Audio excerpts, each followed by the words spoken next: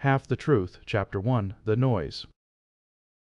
The social worker doesn't say goodbye. She pulls up to the gate, leaves the engine running, and pops the trunk from inside the car like she's dropping off dry cleaning. I get the message. I've been getting it for 8 months, passed from one set of hands to another, each pair holding on a little less than the last. The group home in Queens. The foster family in Yonkers who made it 11 days. The emergency placement in a church basement that smelled like mildew and someone else's sadness. I pull my bag from the trunk. It's not heavy. Everything I own fits in a duffel.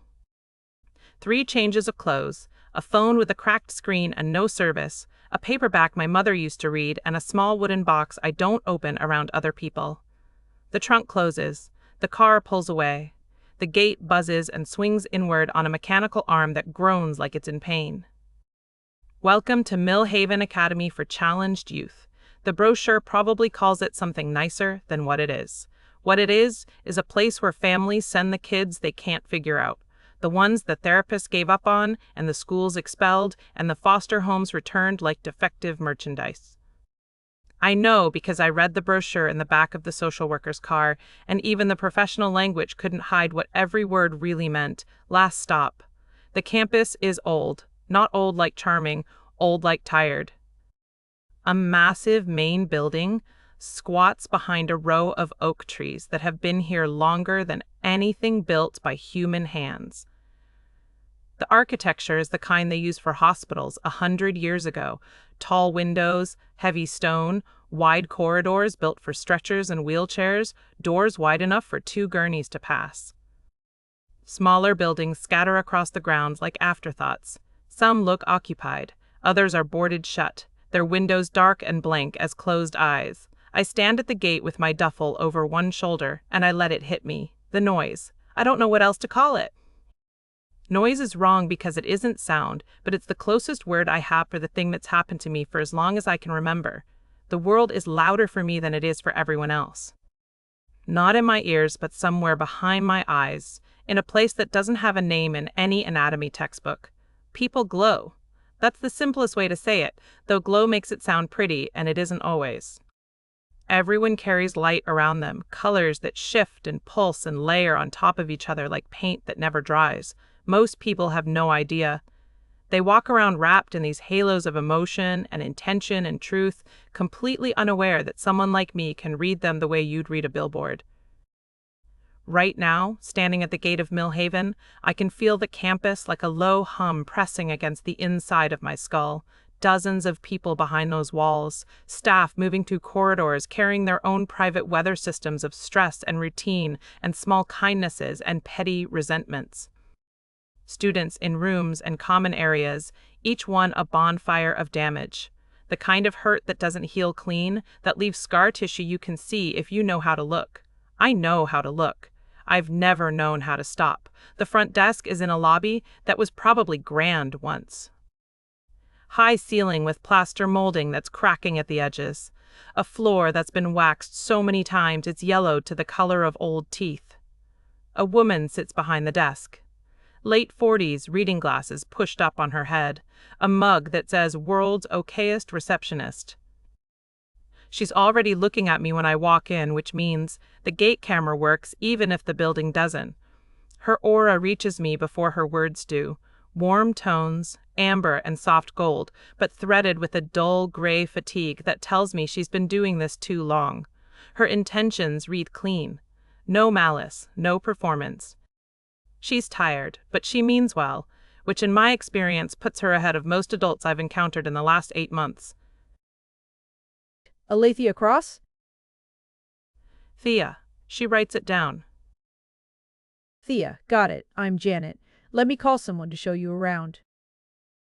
She picks up a phone that looks older than I am and dials a 3-digit extension. While she talks, I do the thing I can't help doing. I read the room. Not just the auras. The other thing. It's harder to explain than the colors. If I focus, and sometimes even when I don't, the world flattens out in my mind like a map seen from above. Walls become suggestions. Floors and ceilings turn transparent. I can feel the shape of the building around me, the spaces inside it, the bodies moving through those spaces. It's not sight, exactly. It's more like sonar made of something I don't have a word for. Right now, without trying, I can sense 23 people within the range of whatever this is, maybe 300 feet in every direction. I know which rooms they're in. I know which ones are moving and which are still. I can feel the shape of a kitchen 2 floors down where someone is standing over a stove, and a room directly above me where a person is sitting alone, very still, radiating a focus so intense it almost has a color of its own.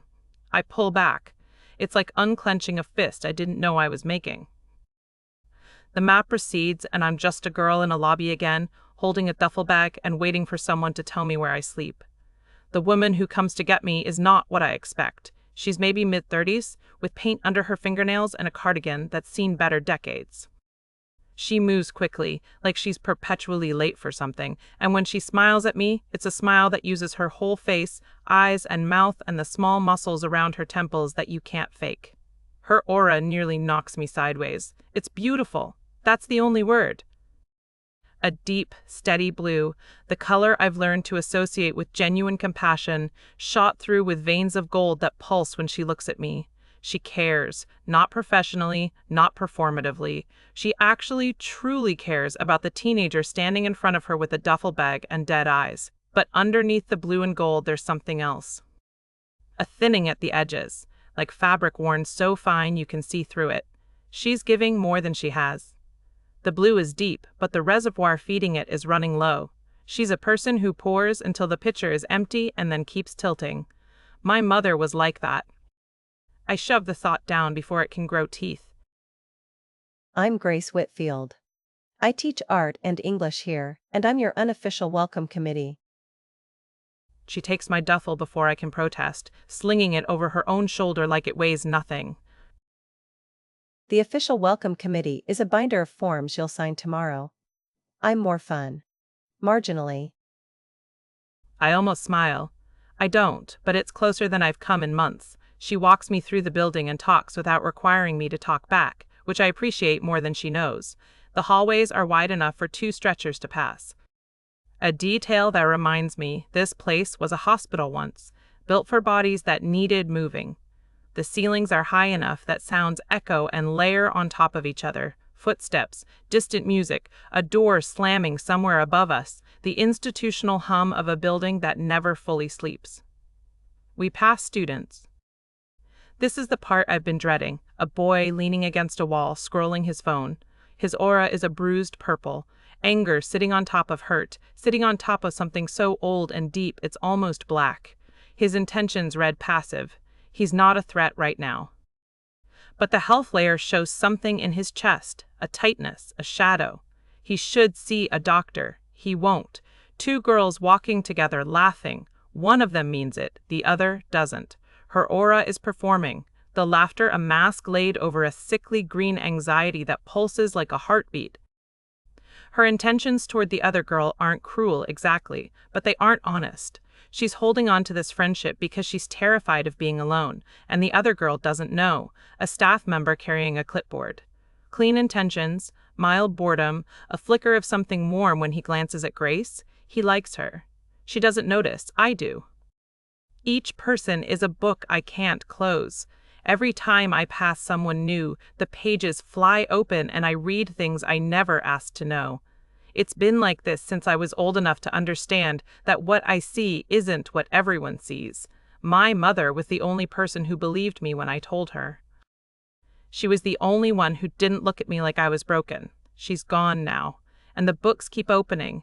Grace takes me to the headmaster's office on the 2nd floor. The door is open. She knocks on the frame anyway. Leo, your 2 o'clock is here. The man behind the desk looks up, and everything in me goes still, not because he's frightening. The opposite. His aura is the cleanest thing I've encountered since I walked through the gate. It's not simple. There are layers, depth, the rich complexity of a person who's lived a full and difficult life. But the layers are honest. Intention matches presentation. What he shows the world is what he is. There's no performance, no mask, no carefully constructed version of himself designed to manage how others perceive him. Do you know how rare that is? In 15 years of reading every person I've ever met, I can count the people like this on one hand. My mother was one. This man is another. He's in his 50s or 60s, with dark hair going silver at the temples and a face that's been shaped by sun and thought in equal measure. Egyptian, maybe, or somewhere near there, features that carry geography in their bones.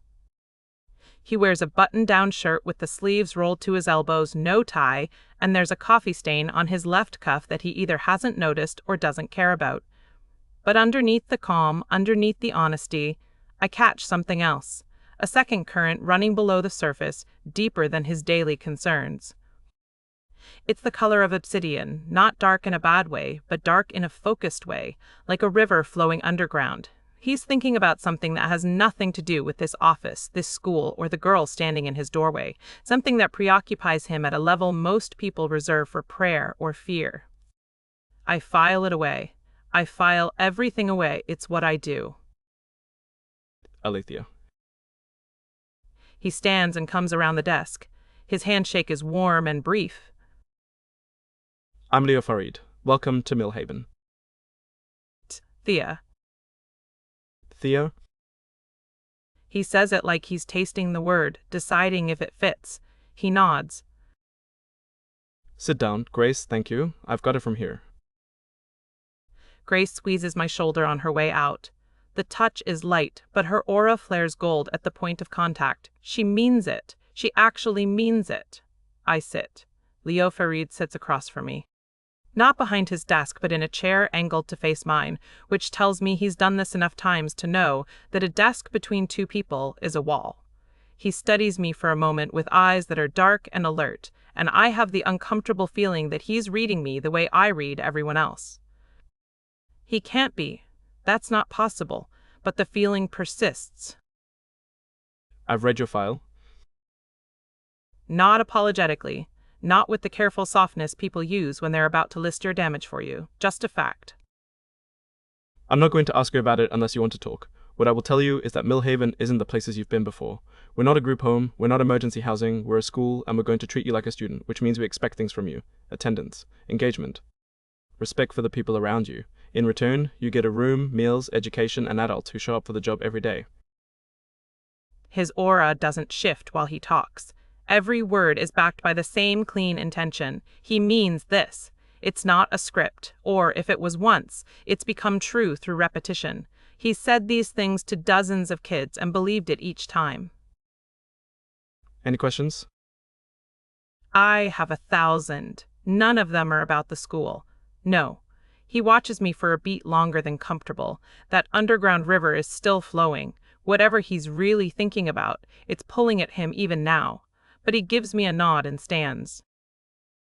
Room 217. Grace left your bag there already. Dinner's at 6 in the main hall. Follow the noise, you can't miss it. Thea, this is a place where people get second chances. Some of them get third and fourth chances. Whatever happened before you walked through that gate, it's before. Understood? I nod.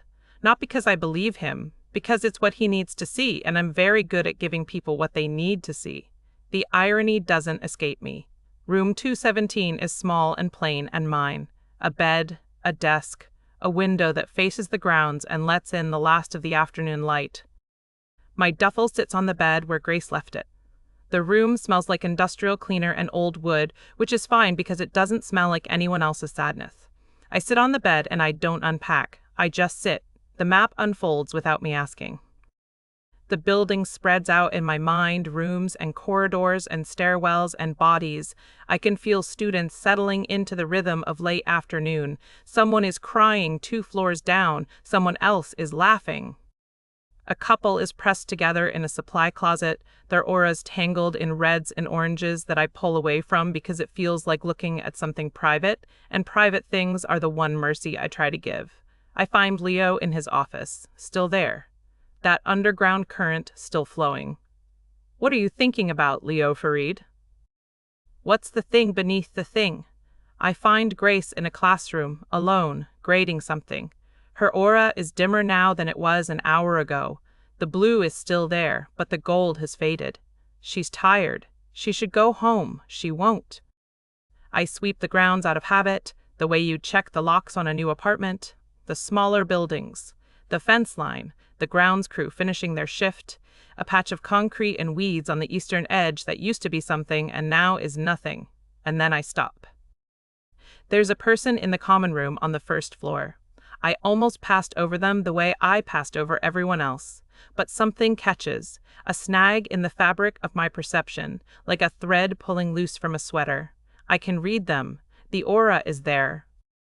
Muted, guarded, layered with the grays and deep blues of someone who's been alone for a very long time.